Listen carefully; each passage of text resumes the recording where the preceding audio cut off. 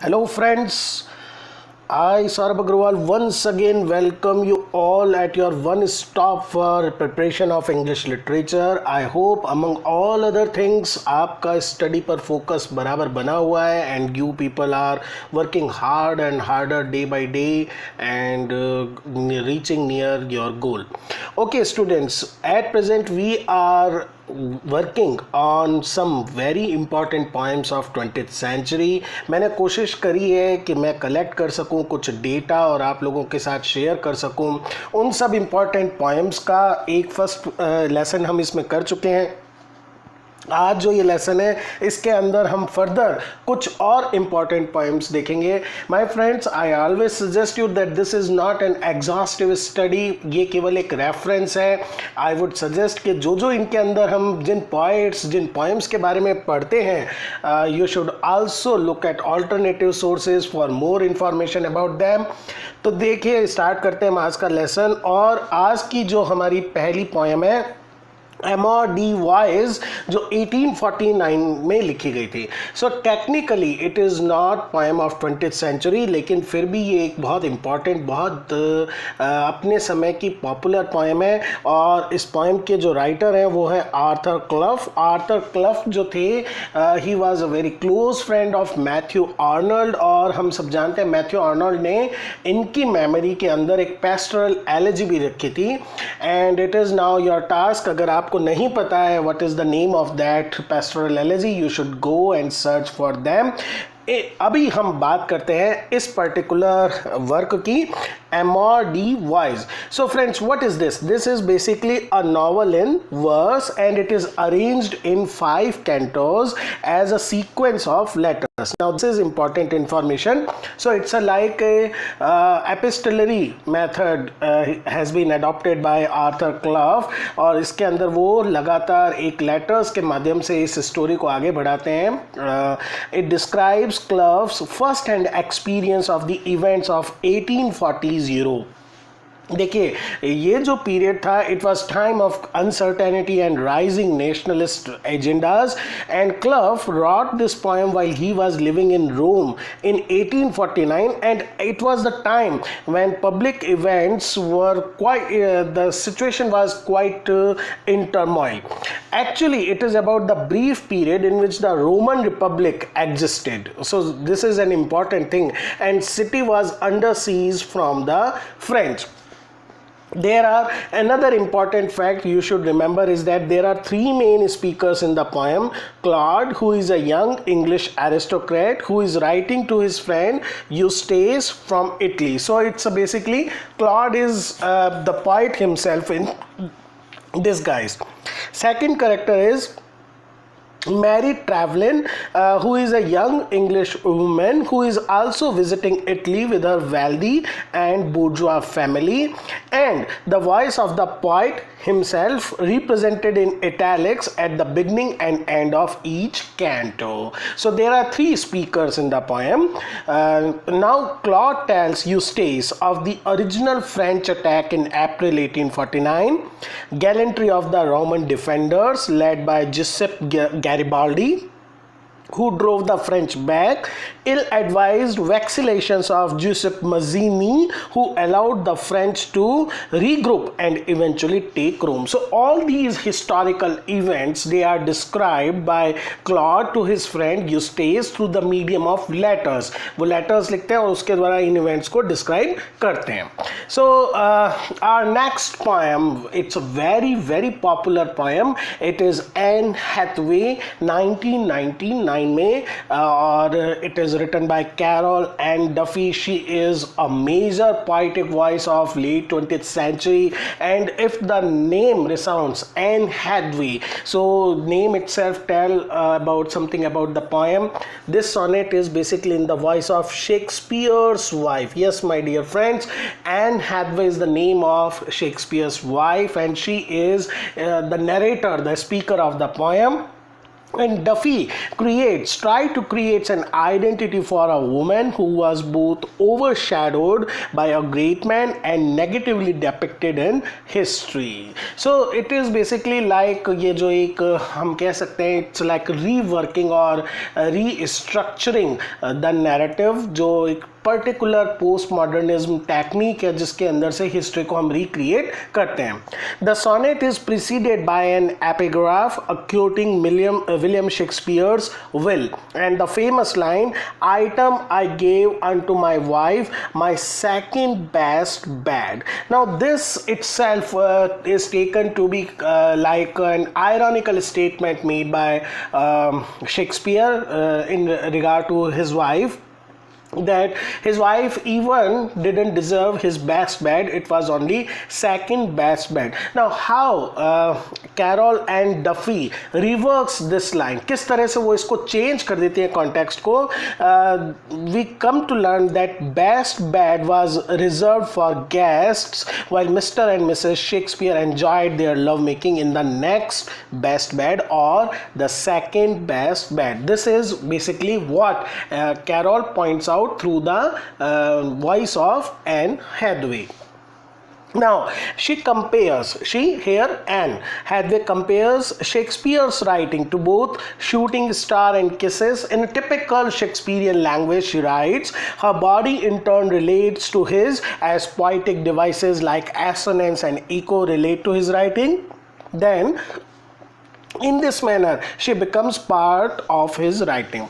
It is here significant that how this life partner of Shakespeare points out her contribution to his creative energy. She is basically pointing out that whatever he has written, there was unmentioned kind of contribution by his wife, further indicating her involvement in his writing.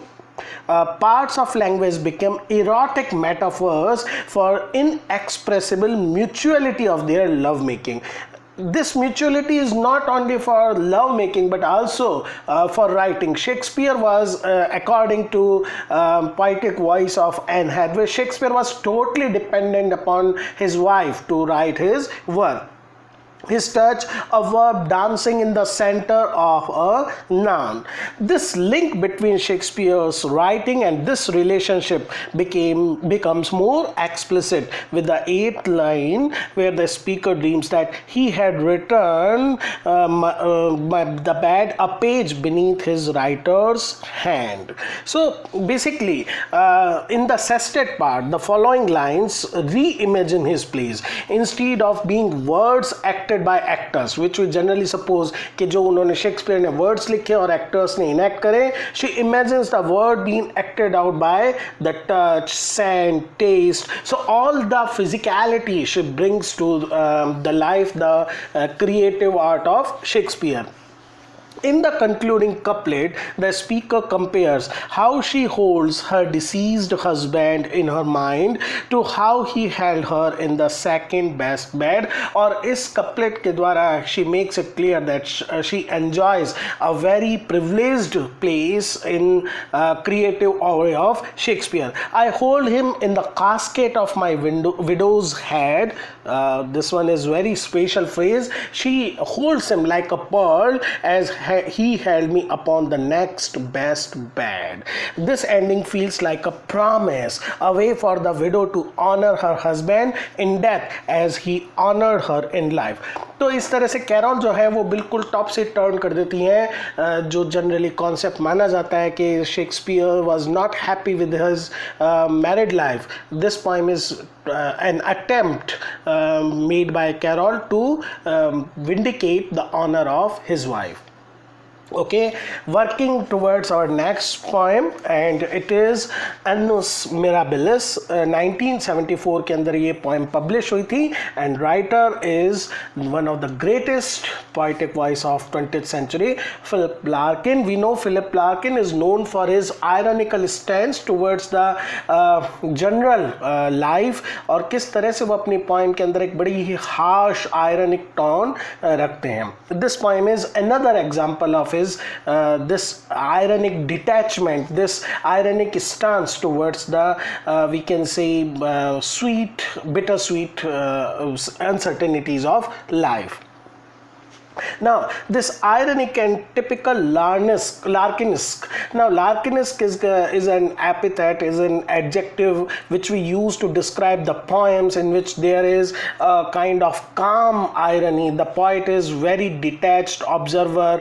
तो एक थोड़ा सा cold cruelty का feeling भी आता है, which is completely in contrast with the next or the other great poet of that time, Tad Hughes. Okay, poetic sketch. It was originally written in 1967 and included in his final collection of poems, High Windows, a very acclaimed collection of poems. Now, Annus Mirabilis. Now, this term Annus Mirabilis, which is a Latin phrase, in English it means a year of miracles, and it is traditionally connected to, in England, connected to year 1666 in post-Reformation England. Even John Dryden wrote a poem of the same title on this year about the Dutch naval war and the Great Fire of London. Larkin applies this Annus Mirabilis to 1963 and what, according to him, three miracles of the modern time that all occur in this particular year. Now, he talks about these three miracles which Larkin mentions are sexual intercourse, which is quite bold as take, or a new cultural and sexual freedom. Second one is the end of the legal ban on D.H. Lawrence's immoral novel Lady Chatterley's Lover. बहुत लंबे time तक इसको ban रखा गया, and then it was basically allowed to be published and circulated. And the third one is the release of Beatles, the very popular pop group, first long playing record defining a new era of popular music. Now, Larkin first describes the pre-60s period as a world in which interpersonal sexual and erotic relations were a sort of bargaining. It is typical Larkin phrase. He considers marital sex to be a kind of a bargaining, a wrangle for a ring within a narrow-minded world. Okay, then the poet next describes break of a new cultural, moral, philosophical and theological dawn as the shameful uncertainties and guilt of the pre-60s suddenly disappear. So it's a dawn, the night is over, people become more open, they were able to take the moral curtain, the heavy moral curtains, they were completely done away with, and people begin to enjoy a kind of sexual freedom. But he ends the poem on an ironic note, pointing out though these three things have indicated a new kind of world, the world has ushered into a new era, but he can no longer enjoy this brave new world. It is just too late for me. So he again, a personal ironic stance come into this poem. Okay, we come to another very controversial and popular poem, another epitaph on an army of mercenaries. Okay, this poem, which was written in 1935 and it is composed by Hugh Macdairmid. Now, Hugh Macdairmid, the pen name of Christopher Murray Grieve. He is a very popular Scottish poet of 20th century, and he is famous for reinvigoration of Scottish verse. He has written not only on Scottish topics, but he has also written poems in English on English subject, especially if he has some political point to make with English rather than Scottish readers. Here I would like to mention another poem which is on Auden and other poets who were left oriented writers. उनको criticize करती हुई भी उन्होंने poem लिखी थी. Similarly, this particular poem, it is against this backdrop that Macdairmid challenged to the respected English poet A.E. Houseman. This poem should be read as a critical response to a poem by A.E. Houseman. Now, Houseman has written a very famous war poem, First Battle of White Press in 1914, and that poem was titled An Epitaph on an Army of Mercenaries. In this poem, Houseman honors the British regular army, ordinary men who followed a military calling even before the war. They were not conscripts or wartime enlistees, and for that reason, they were called mercenaries. So basically, Houseman's poem is a kind of praise. It is a kind of eulogical poem in honor of these mercenaries. But Houseman, on one hand, praises these persons. Macdairmid, with his internationalist sentiments, he reacted strongly to Houseman calling it sentiment. He pointed out it is a goddamn lie. There is nothing to feel honorable about this kind of thing. For Macdairmid, they were professional murderers and they took their blood money and impious risks and died. So it is completely reverse attitude towards these persons who basically employed themselves as soldiers during the war. Despite the anger boiling throughout the poem, Macdairmid is pointing out how ruthless and how unnecessary were their role in the war. Through much of Macdairmid's most overtly political poetry, this is direct reference to English non-challenge towards war, there is a softening in the last couplet. In spite of all their kind, some elements of worth with difficulty persist here and there on earth. So it's a kind of a soft outlook towards those who sacrifice their life. Okay, last poem for this lesson, another war poem. We are talking about another war poet, Wilfred Owen, who was very popular during that time, and his hugely acclaimed and popular poem Anthem for Doomed Youth, which was composed in 1917. You can look at the year and understand it was on the height of First World War. The poem was published posthumously in 1920, and this is one of several famous poems written during Owen's stay at Craiglockhart War Hospital in Edinburgh, Scotland, while he was recovering from shell shock which he incurred during the First World War. The premise of the poem is the comparison between the different treatment received prior to their slaughter by cattle and by men. So it's a kind of an analogy, okay, how cattle are sacrificed and how human lives are sacrificed, and what is the difference between the treatment received by them. Owen compares the dying soldiers to cattle in the first line, asking how the soldier's death will be commemorated. What passing boils for these who die as cattle? It is one of very popular lines of war poetry. He answers his own question in the first stanza, realizing that only the sounds of war can mark soldiers passing, as denoted by cattle comparison. The men are dying in too great a number for proper burial to take place and funeral rites to be observed. The reader is asked to contrast the brutality of the death meted out on the battlefield with the decorous mourning rites. किस तरह से वहाँ battlefield के अंदर soldiers are brutally murdered, sort of they lay waste their lives, और दूसरी तरफ जो इवन कैटल्स होते हैं they are garlanded, they are basically washed and decorated. Owen claims that there will be no mockeries now for the dead man. He called this kind of preparation a mockery because their orisons will be hasty. There will be no kind of, we can say, celebration or any kind of formal decorations. The poem in this particular manner moves from anger and aggressive military imagery in the octave part to the sadness and more gentle imagery in the sestet.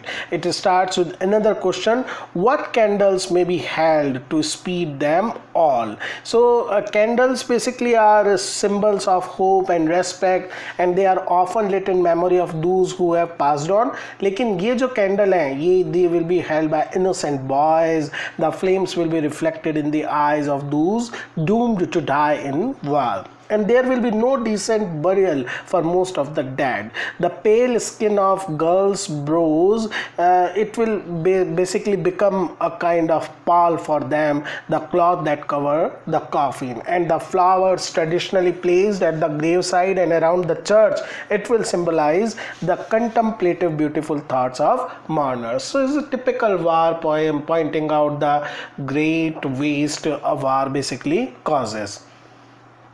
Okay, the final image is that of blinds being drawn in respect of the dead. This is yet another tradition, mark the loss of those who have passed on. Curtains and shutters are closed to create a dark interior and to signal to community at large that dead are acknowledged. But still, he says that he will miss this kind of treatment. He and other soldiers who die on the battleground. On the battlefield, there are no such marks of respect, only the natural fading of light as another day ends. So this ending of the day is basically a pessimistic ending. It is basically a symbol of loss of all kind of hopes.